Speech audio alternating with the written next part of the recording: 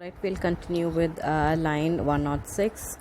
It begins with the Duke, who is quite angry with Shylock, and he says, Upon my power I may dismiss this court, unless Bellario, a learned doctor whom I have sent for to determine this, come here today.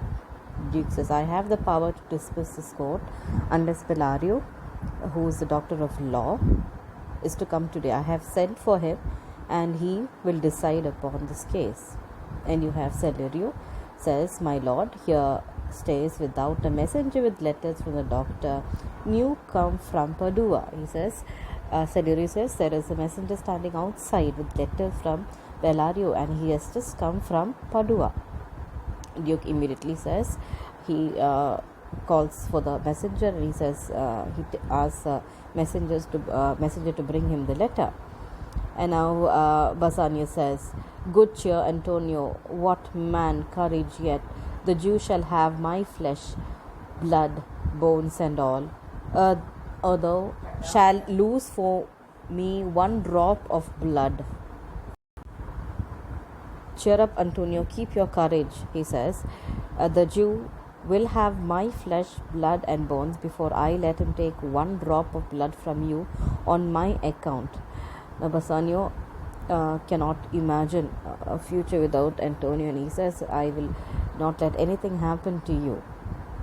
But Antonio, he seems rather cool, and he says, I am tainted whether of the flock. I am tainted whether of the flock. Meat is for death.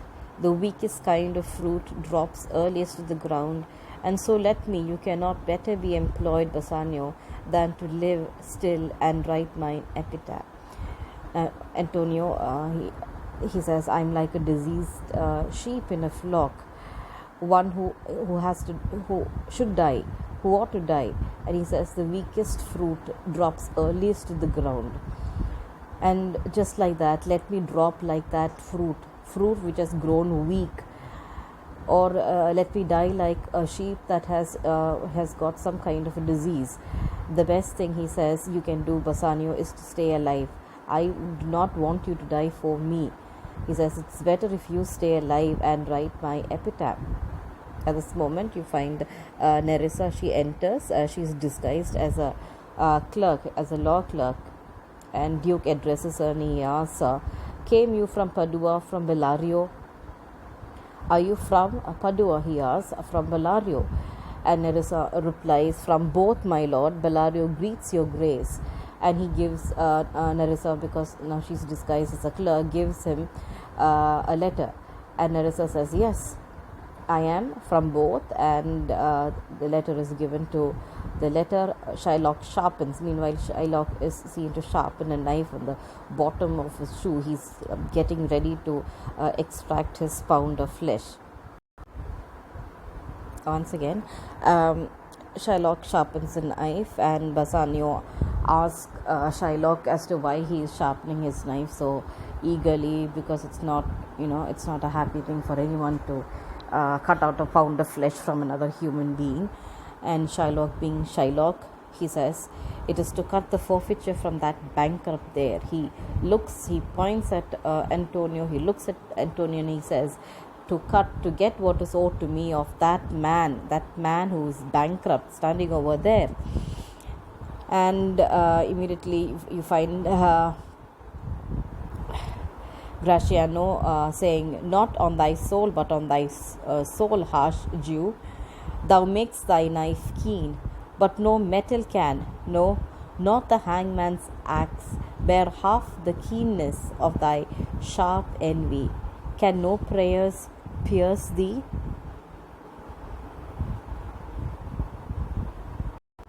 Now, Gratiano says, you should not be using your shoe sole to sharpen your knife, because your shoe sole is quite hard, but what is harder is your heart, your soul. Your soul is hardened, and it is better to sharpen your knife on your hardened soul, he says. But no blade, not even the executioner's axe, is half as sharp as your sharp envy. Can no prayers pierce your stubborn heart? He says, is there nothing? Is there nothing that can change your heart? He says, not even the person who is, the executioner. Executioner is a person who executes you. He's a person who brings death to you, and his axe is supposed to be, the sharpest. But he says, even the executioner's axe is not as sharp as your envy, because you envy Antonio, and that is why you hate Antonio. And he asks him, Graciano asks him, can there be, is there any prayer that can change your heart, your stubborn heart? Can no prayers pierce thee? Shylock says, no, none that thou hast wit enough to make. He says, yeah, no, there are no prayers that you are smart enough to make. There is nothing. There is no prayer. There is no plea that's going to change my mind. These lines are extremely important. Now, Shylock tells Graciano that there are no prayers that's going to change his mind. And Graciano says, O be thou damned inexecrable dog, and for thy life let justice be accused. Thou almost makest me waver in my faith to hold opinion with Pythagoras, that souls of animals infuse themselves into the trunks of men. Thy currish spirit governed a wolf, who, hanged for human slaughter, even from the gallows did his fell soul fleet, and while thou layest in thy unhallowed dam, infused itself in thee. For thy desires are wolfish, bloody, starved, and ravenous. Now Grashanio insults Shylock and calls him a dog. He says, oh damn you, relentless dog. And he says, for thy life let justice be accused. When he says, I hope justice comes to you. It's almost like, karma. You're going to get everything that you deserve, he says. And he says, seeing the way that you work in life has almost made me change my mind. Your vampish, your meanness in your approach to other men has made me change my mind and agree with Pythagoras, because according to Pythagoras, he believed that souls of animals enter the bodies of men. And he says, you have the spirit of a dog, of a wolf. And he says, governed, thy courage spirit governed a wolf. Your soul has been overtaken by that of a wolf, who was hanged for human slaughter. That wolf that was killed for killing a human. But even as it was being killed, its soul left its body. His fell soul fleet, and while thou layest in thy unhallowed dam, and while you were in your mother's pregnant belly, the soul of that wolf entered into you. And he says that is the only explanation for the reason why you behave in such a manner. He says, your desires are wolfish. It is bloody, starved, and ravenous, and therefore you can be nothing but such a person with the soul of a dog, or rather a wolf, a bloodthirsty wolf, because that is the only thing that makes sense, because there is no humanity. You are not humane. You have no compassion. You have no compassion for the life of another person, he says. And this is where Shylock, who's been listening to all this insult, replies. He is rather unmoved. He's not touched by anything. Shylock responds, and his response silences Graciano. You will see that in the next clipping. Change him or change his mind. He says, till thou canst rail the seal from off my bond, thou but offends thy lungs to speak so loud. So Shylock says, unless you can rip the official seal of my contract. Now while we were there is this seal on my contract, unless you can somehow manage to take that seal of my contract, all you're doing is simply hurting your lungs by shouting at me. there is nothing else that you're doing. You're simply hurting yourself, because there is nothing much you can do about it. Repair thy wit, good youth, or it will fall to cureless ruin. And I stand here for law. He says, take care of your mind, young man, or it will fall apart with time. He says, I support the law. So now this is a good reply to Graciano. He says there is absolutely no point in simply shouting at me or cursing me, because all you're doing is simply wasting your time and energy. What I want is something legal. It is legally bound, and I have a contract which says that that I should be given a pound of flesh, and that is exactly what I want.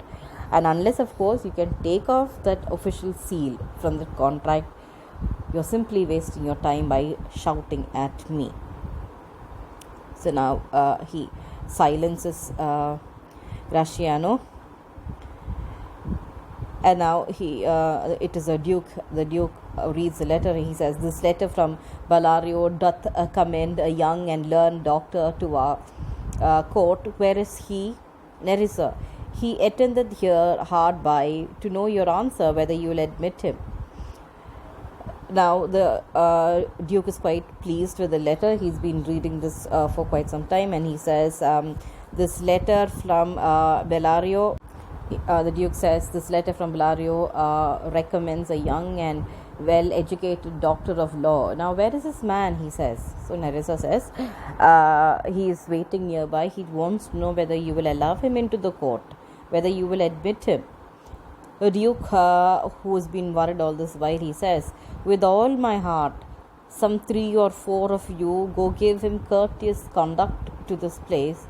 Meantime, the court shall hear Bellario's letter. With all my heart, I let him in. 3 or 4 of you go and be extremely courteous. You welcome this man, and in the meantime, this court will hear. I'm going to read out Bellario's letter, and you can hear what this man says. He says, and then he reads the letter aloud. The clerk reads the letter. It is a clerk who is actually reading the letter. He says, your grace shall understand that at the receipt of your letter I am very sick, but in the instant that your messenger came, in loving visitation was with me a young doctor of Rome. His name is Balthasar. I acquainted him with the cause in controversy between the Jew and Antonio the merchant. We turned over many books together. He is furnished with my opinion, which bettered with his own learning, the greatness whereof I cannot enough commend, comes with him at my importunity to fill up your grace's request in my stead.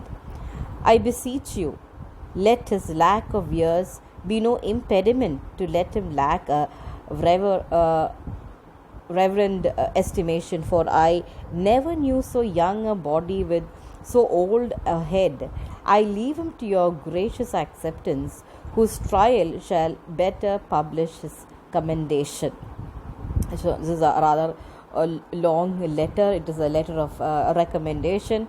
Now the letter introduces the main concern, the fact that Bellario has not been able to come. He says he has been very sick. I am very sick, but in the instant that your messenger came, in loving visitation, it just so happened when your messenger came to me, I happened to have a young lawyer visiting me from Rome, and that man's name is Balthasar. And I told him about this controversial case between Shylock the Jew and Antonio the merchant.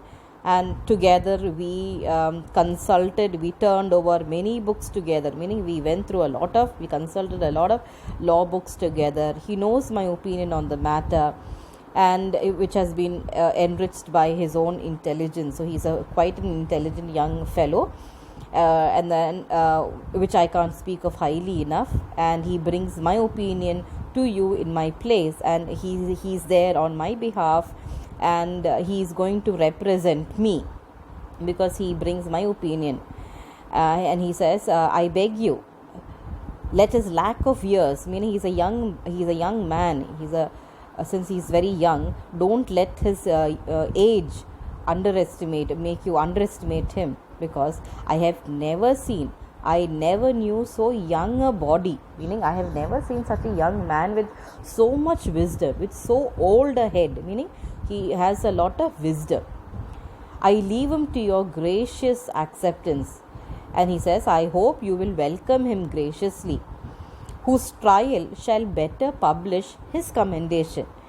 And he says, you will see how worthy of my recommendation he is. You will understand why I have recommended this particular person rather than come myself, because he is a wonderful person. And it is at that moment you find Portia. Portia enters, but here Portia does not come as Portia, Bassanio's wife. Instead, Portia comes dressed up as a man.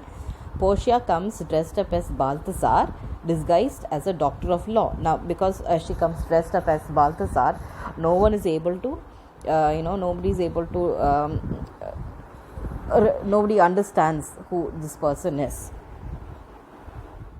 The Duke, after he learns of Bellario, the letter that he has sent, he looks at Portia and says, give me your hand, come you from old Bellario? Portia says, yes, I have come from Bellario, my lord. The Duke welcomes her and says, you are welcome, take your place. Are you acquainted with the difference that holds this present question in the court? He says, are you aware, are you familiar with the different sides of the case facing the court right now? There are two different parties, there are two opposite parties, and you know what it's all about.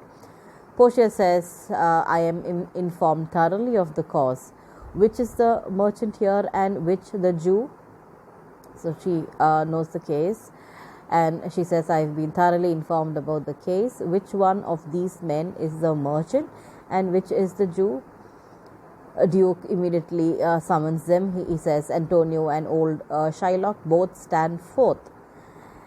He says, both of you come forward. Portia looks at Shylock and says, is your name Shylock? Shylock is the name.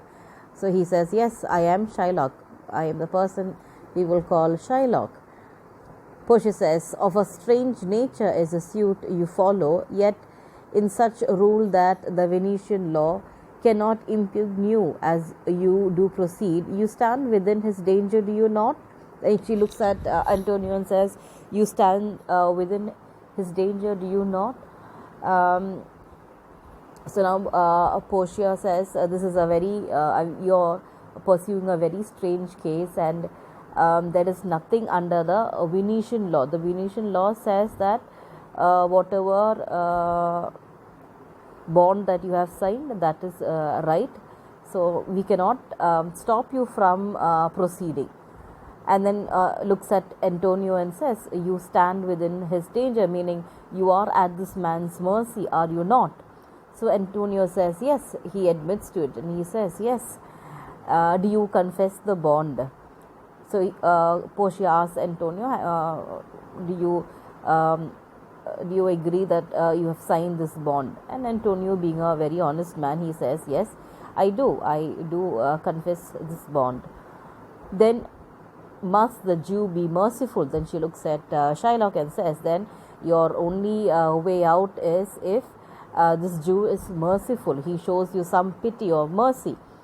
And then she looks at Shylock, but Shylock of course refuses, and he says, on what compulsion must I? Tell me that.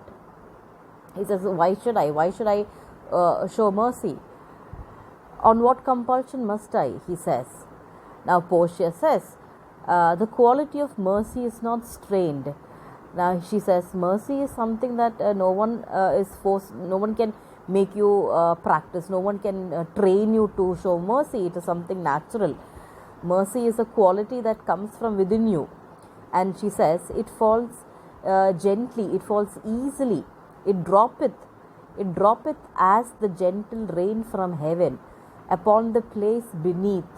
It is twice blessed, it blessed him that gives and him that takes. So now she talks about this quality of mercy, and she says, mercy is something that is natural. And she says, it is a wonderful, it is a unique quality. And she says, it falls easily and naturally like the gentle rain from the sky. And she says, it is twice blessed. There is a double blessing. When you show mercy, it blesses both the person who shows mercy as well as the person that receives mercy.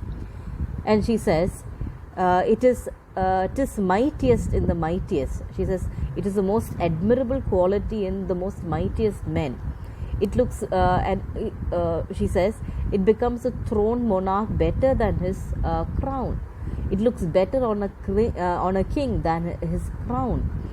So now she goes on to talk about the quality of mercy. Indirectly, what she's trying to say is that Shylock should show Antonio some mercy.